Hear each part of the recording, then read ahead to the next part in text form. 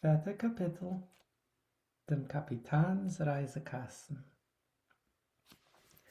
Ich hab versteht sich nicht verloren keine Zeit und hab alles erzählt mein Mutter. Einsehende geht's, dass ich wollt's schon lange wenn gedarf tun. Derweil haben wir sich plötzlich gesehen in einer schwere und gefährliche Lage. Ein Teil von dem Teutens Geld hat sicher gehört zu uns, aber es hat sich nicht gelegt auf den Zeichel, als unser Kapitans Schiff wären, befragt die zwei Personen, was ich hab gesehen, der schwarze Hund und der blinde Bettler, wollen einwilligen aufzugeben, sehr Räub auf abzuzahlen dem Teutens Häufes. Wir haben nicht gewusst, was zu tun. Wegen ausfolgendem Kapitans Anzug und vorher noch Dr. Livesien, aber ich habe viele nicht gewollt trachten. Das wird übergelassen meine Mutter allein und unbeschützt. Aber länger zu verbleiben in Haus ist euch gewinnen unmöglich. Das Herabfallen von der Keul durch der Schatke von dem Oven und viele der Tick-Tack von dem Säger haben uns angefüllt mit Schreck. Die ganze Gegend hat uns ausgewiesen zu sein, voll mit Geistern und mit Echos von sich der Nennteren gefistert. Guckendig auf den Kapitans teuten Körper im Saal, auf den Dill und trachendig wegen dem schrecklichen blinden Bettler, welcher hat schon öfter geläuert ganz neuend und es gewinnt grad zurückzukommen, sein gewinnt reges, was ich bin, wie man sagt, gesprungen von der Haut, von groß Schreck. Etwas hat gemusst beschlossen werden, und es ist uns eingefallen, wir sollen beide gehen suchen Hilfe in dem schreinischen Dörfel. Gesagt und getan. Mit Heulekepp und warme Kleider sind wir gleich rausgelaufen in dem zerfallenen Abend und frostigen Näppel. Das Dörfel haben wir nicht gekonnt sehen, aber es ist gelegen bloß ein paar 100 Fuß weit von unser Haus, auf der anderen Seite von dem Teich. So mich speziell ermutigt der Fakt, was das Dörfel ist gelegen gegenüber der Richtung, von welcher der Blinder ist angekommen und wohin ist wahrscheinlich verschwunden. Der Weg hat nicht gedauert, mehr von etlichen Minuten, wir haben sich etlich einmal abgestellt, sich angenommen bei die Hand und sich angehört. Kein außergewöhnlichen Geräusch hat man nicht gekonnt hören, trotz dem stillen Gemurmel von die Chwalies und das Kraken von die Waldweiner. Es ist schon gewesen stockfinster, wenn wir sind angekommen in Dörfel. Und ich will keinmal nicht vergessen mein größter Freude, zu sehen durch die gelbe Schein in die Türen und die Fenster. Aber das ist gewesen die einzige Trost, was wir haben dort gekonnt kriegen. Warum? Wer wird's denn glauben? Keiner von den Männern hat nicht gewagt, zu gehen mit uns zurück zu der Admiral Benbow. Was mehr, wir haben sie erzählt wegen unserer Zores, als Starke haben sie sich, Mann, Frau und Kind, geklammert in dem Schutz von seiner Häuser. Kapitän Flints Nomen, Hotscher ist mir gewesen ganz fremd, ist dort für einige gewesen ganz gut bekannt und hat auf sie angeworfen a gewaltige Meure. Trotzdem haben einige Menschen, welche an jenem Tag gearbeitet auf dem Feld neben der Admiral Benbow, sich der Mund, dass sie haben gesehen etliche unbekannte Leute auf dem Weg und annehmendig sie für Schmuggler haben sie ausgemitten. Einer hat viele gesehen, ein kleines Schiff in dem so gerufenen Kitzhafen. Und für jeden einen, was es nur gewinnt, dem Kapitän Sachaver, haben sie sich geschrocken wie für ein Teut.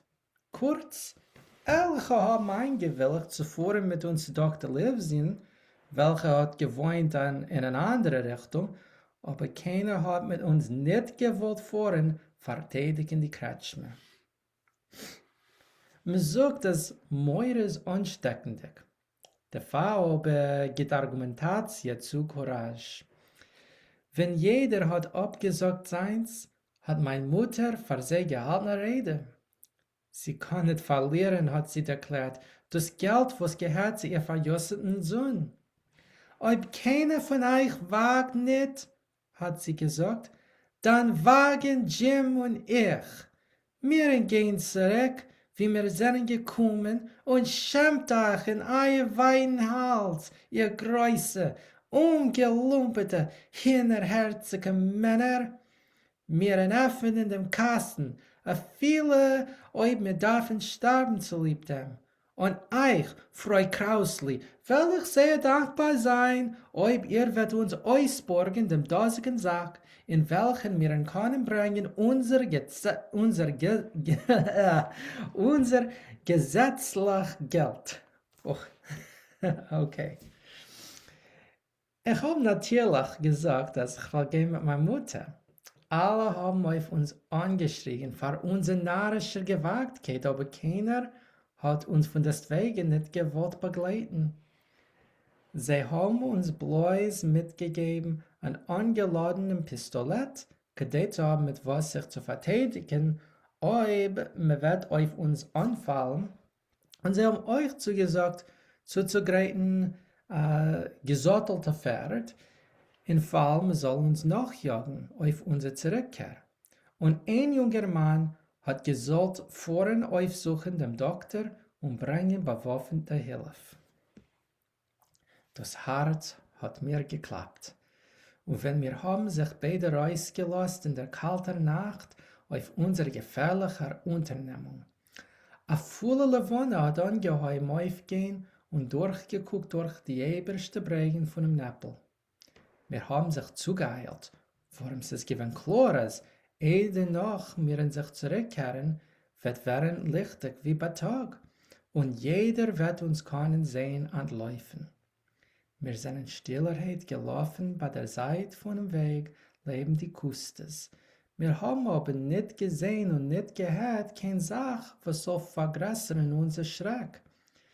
Es ist unser Oberstehen von Herzen, wenn wir sind in der Reihe der Kretschme, vermacht hinter sich die Tier und abgelost dem Riegel.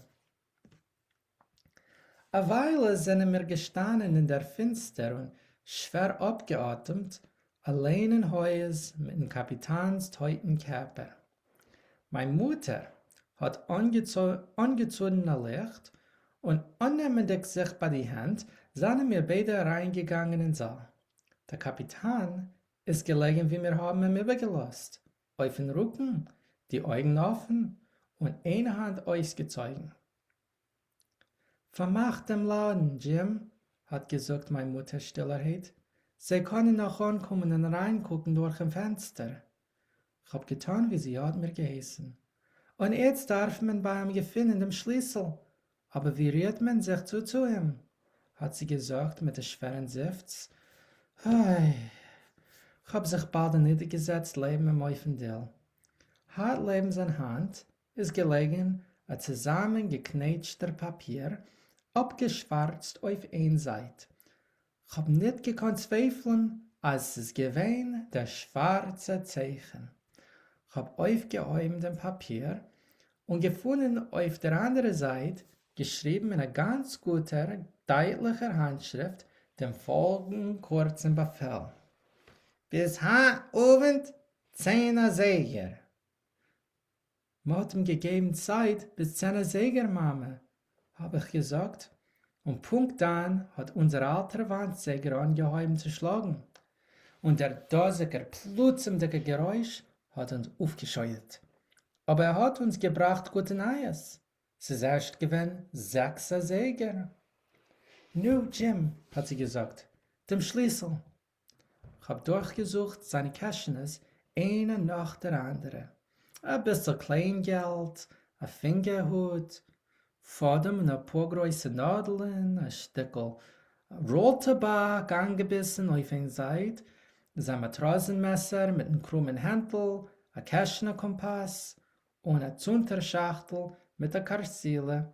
Es gewinnt alles, was ich hab gefunden, und ich hab angehoben zu werden verzweifelt. Efter auf den Hals, hat sich angerufen meine Mutter.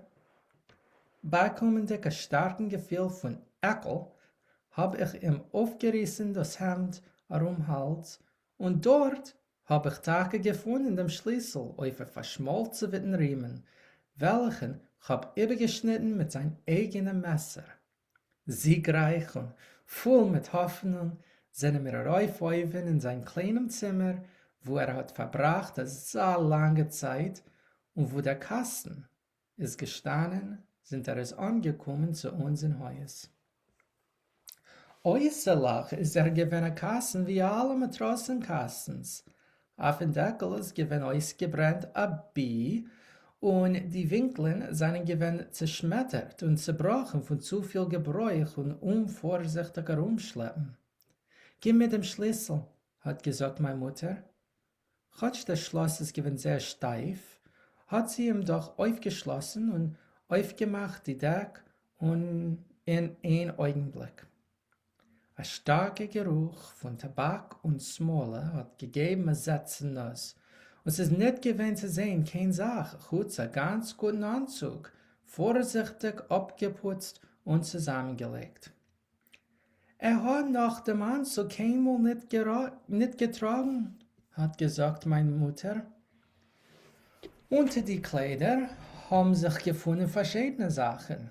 Ein Quadrant, ein blechen Fendel, etliche Stücklich Tabak, 2 gute Pistoletten, ein Stück Silber, ein alter spanischer Säger, etliche Stücklich Zierung von kleinem Wert und meistens von ausländischen Fasson, ein Meschener Zirkel und ein 5-6 Chikave westindische Muscheln. So habe mich oft gewundert, zu was haben mit sich herumgeschleppt, die solche Muscheln, auf der Jagd von sein verbrecherischen Wanderleben. Derweil haben wir nicht gefunden, keine wertvolle Sache. Auch dem Stück Silber und die Zierungen, und die haben uns wenig interessiert. Unten ist gelegen ein alter Schiffmantel, verwaist mit Jamsalz von einer Sachhafenschenken, und meine Mutter hat mir ungeduldig rausgeschleppt und wir haben der Sinn die letzten Sachen in einem Kasten.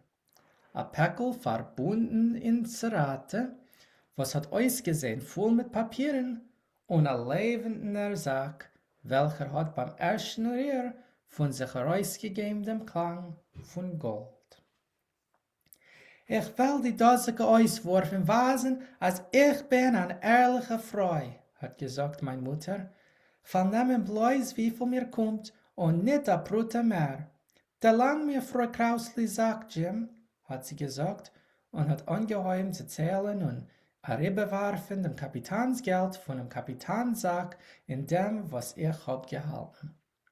Es gewinnt ein langer und schwerer Eis geworden. Die Matbeis sind gewinnt von allerlei Werten und von verschiedenen Ländern. Dublonen, Louidoren, Guinness, Achters und ich weiß allein nicht welche noch. Alle ausgemischt.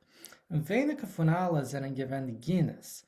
Und sie sind gewinnt die einzige, was meine Mutter hat gekonnt berechnen. Inmitten der dosigen Arbeit habe ich plötzlich angenommen meine Mutters Hand. Warum? Ich habe in der Stillkeit von der frostigen Luft der hatte Geräusch, was hat mir verkliefert die Bluten. Es ist gewesen der Klipp-Klapp von einem blinder Stecken auf einem verfreuernden Weg. Klipp-Klapp, Klipp-Klapp, Klipp-Klapp. Der Geräusch ist geworden als nennter und nennter. Wir haben sich zugehört mit einem eingehaltenen Atem. Es hat sich daher das scharfe klappend hier, ein Dreh mit der Klamke und ein Krächz von einem Riegel, wenn der Mieser Nefisch hat geprüft reingehen. Eine lange Zeit ist gewinn still. Endlich haben wir wieder gehört das Klippklappen, was hat zu unserer unbeschreiblichen Freude und Dankbarkeit angeheuert abzusterben, bis sie sind ganzen verschwunden. Mama, habe ich ausgeschrien, nimm den Ganzen und lass mir laufen. Ich bin gewinn sicher, als die verriegelte Tier hat gemusst rausrufen Verdacht, und als die ganze Bande wird uns sicher befallen. Wie glücklich und zufrieden ich bin gewesen, was hab die Tier verriegelt. Kann sich vorstellen, bloß der, was hat Gott einmal gesehen, den blinden Bettler. Aber meine Mutter, zerschrocken wie sie es nicht gewesen, Hab bestimmt nicht gewollt nehmen, viele keine Brüte mehr oder weniger, wie es ist ihr gekommen. Es ist noch viele nicht kein Zimmer sicher, hat sie gesagt, und es bestanden auf das ihrige, wie sie hat es so geteilt, haben wir der Herr der langen Pfeif ergens, wie sie hat es so geteilt, haben wir der Herr a langen Pfeif ergens weit hinter dem Berg. Und das ist für uns gewinn genug und mehr wie genug. Ich will nehmen, was ich hab, hat sie gesagt und sich hastig aufgehoben. Und ich will nehmen das, gedeiht zu machen, den gleichen Chespen, habe ich gesagt, aufhebendig das zerratene Päckl. Wir sind gleich herunter die Treppe, überlasendig das Licht neben dem offenen Kasten, gaffen die Tier und angehäuben laufen. Es ist nicht gewesen, eine Minute zu früh. Der Neppel hat angehäuben schnell zu verschwinden und die Lavone hat schon ganz klar gescheint auf die aromige Berg.